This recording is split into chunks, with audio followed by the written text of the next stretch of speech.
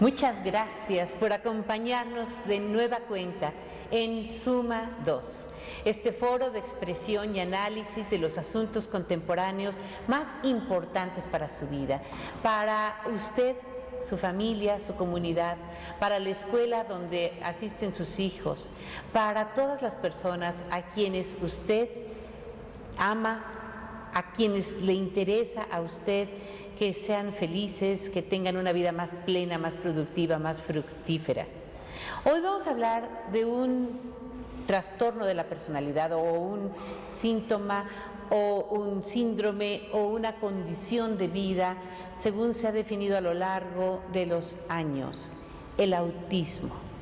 El autismo es una forma de vida que tienen algunas personas con el cual nacen, y vamos a hablar de sus orígenes, de sus estudios, de cómo se diagnostica, de cómo se trata y de cuáles son, digamos, a la larga los resultados, las posibilidades para una vida plena para una persona con autismo.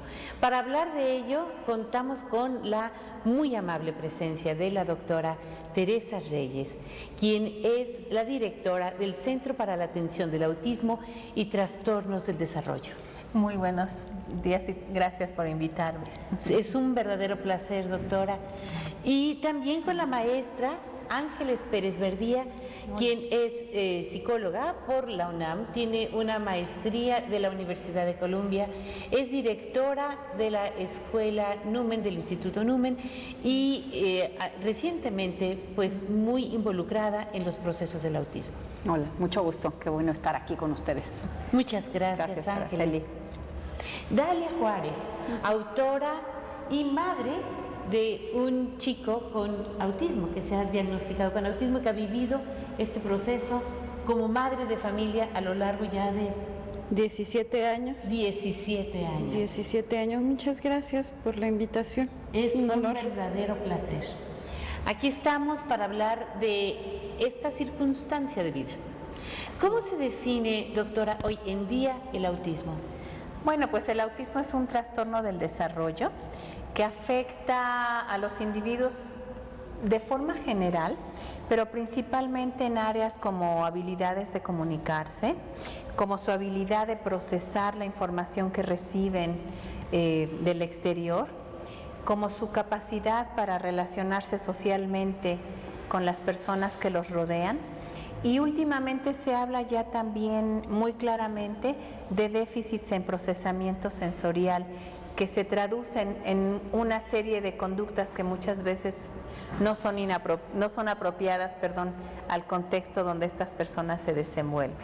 Ahora, como con muchos trastornos o circunstancias diferentes a los neurotípicos, ¿no? Las personas atípicas pueden serlo en muchos gradientes, en muchos grados. Así es. Hay personas que simplemente son como un poco tímidas. Así es.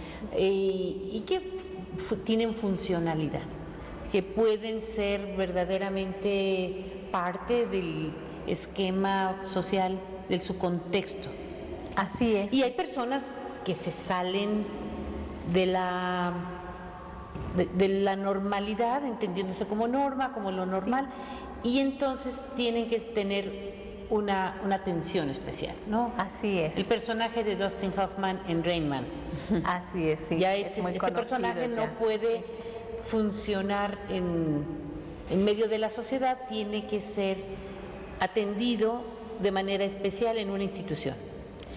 Lo explicó muy claramente y me encantaron los términos que utilizó, porque realmente esos son los parámetros que se utilizan en la práctica clínica. Como usted bien dijo, a lo mejor hay el que es medio tímido, medio obsesivo, etcétera, pero pueden funcionar en el medio donde se desenvuelven. Lo que hace que una conducta ya se catalogue como una patología es justamente la manera como impacta el funcionamiento de la persona que está presentando estos síntomas, ¿no? En el caso del autismo, Pues afecta a la persona en su vida cotidiana, en actividades laborales, escolares, sociales, etcétera, ¿no?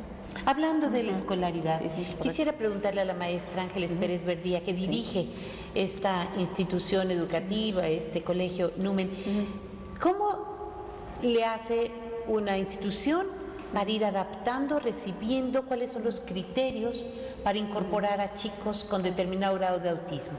Claro, yo creo que aquí se maneja algo muy importante, el tema, el grado, ¿no? Porque podemos encontrar, de hecho, todos conocemos alguna persona que tenga algún grado de autismo, todos tenemos algún primo, algún amigo, alguna familiar, siempre tenemos algún conocimiento de alguna persona que, claro, a veces no sabemos qué tiene, pero que vemos que a veces es en una situación social como que se aparta, no nos ve a los ojos, o sea, depende, pero también hay los pequeños que de plano no pueden integrarse a un salón común ni con ciertas modificaciones porque están muy aislados. Entonces sí depende mucho del grado en el que se diagnostique, ¿no?, el pequeño, para ver cómo lo incluimos dentro de un salón de clases, porque un niño que no tiene absolutamente ningún contacto social, pues no puede estar dentro del salón de clases porque ni es beneficio para él ni para los demás, pero eso es ya un caso extremo. Pero hay muchos grados, entonces sí depende mucho de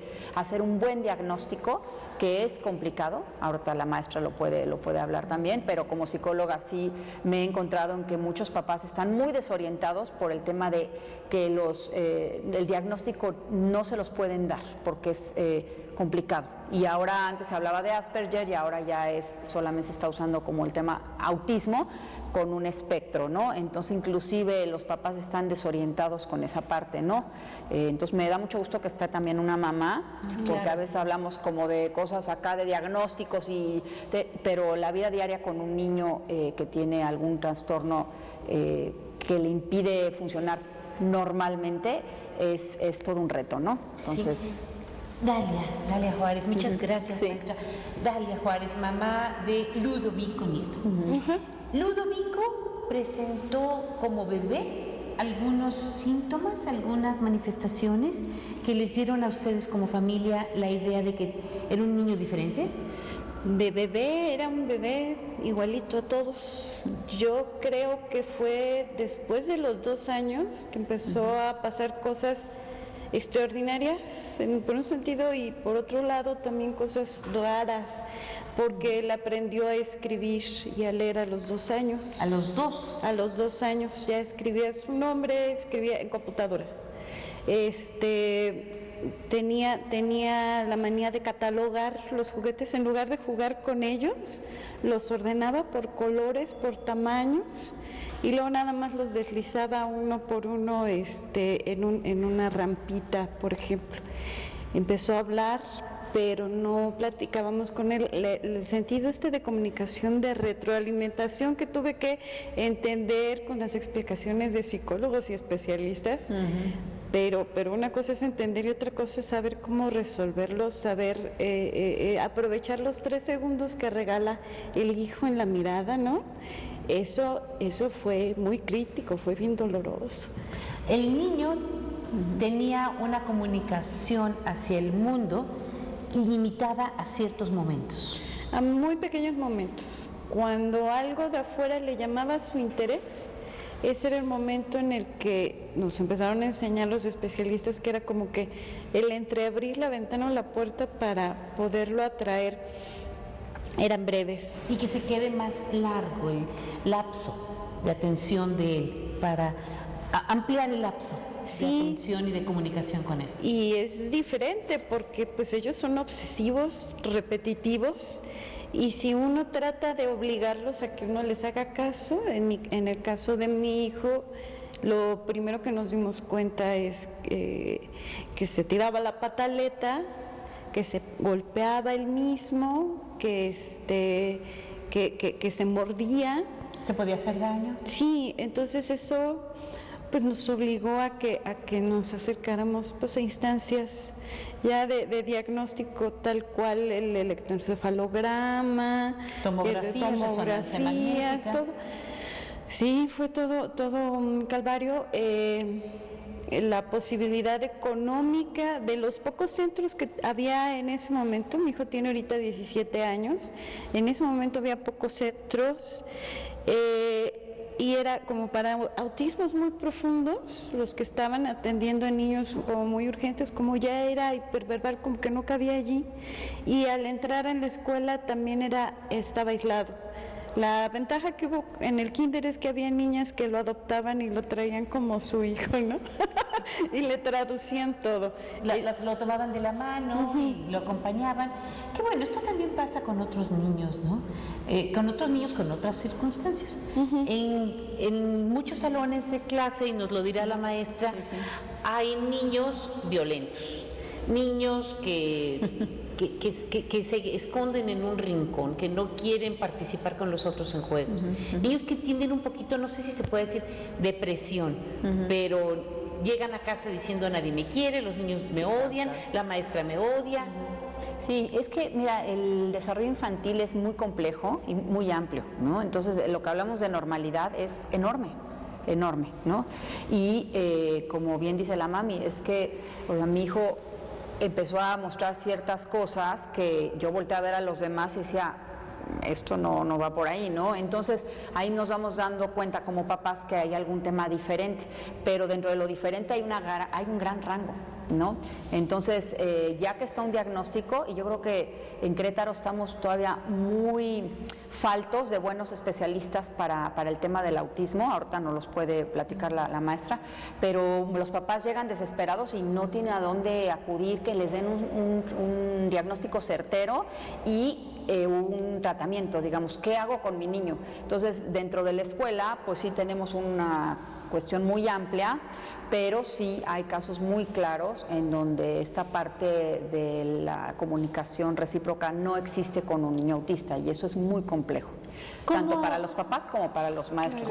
Claro, como psicóloga, supongo que ustedes han estudiado el proceso de aceptación de una persona con estas condiciones dentro de una familia.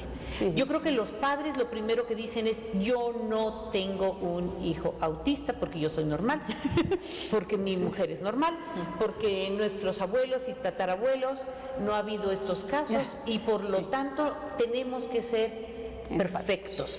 Desde el momento en que usted me está indicando que mi hijo no es perfecto, yo rechazo ese diagnóstico.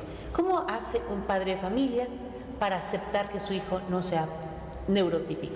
Yo creo que es bien importante, Araceli, el acudir a una persona que te pueda llevar en este proceso de aceptación, porque todos los niños tiene algún tema, por ejemplo, autista, pero tiene otras cosas muy positivas. Entonces hay que ayudar a los padres de familia a ver lo que sí hay, ¿verdad? Y en lo que se tiene que trabajar. Muy bien, de esto vamos a hablar al terminar este corte. ¿Qué hacer en un caso de autismo? No se vayan, por favor.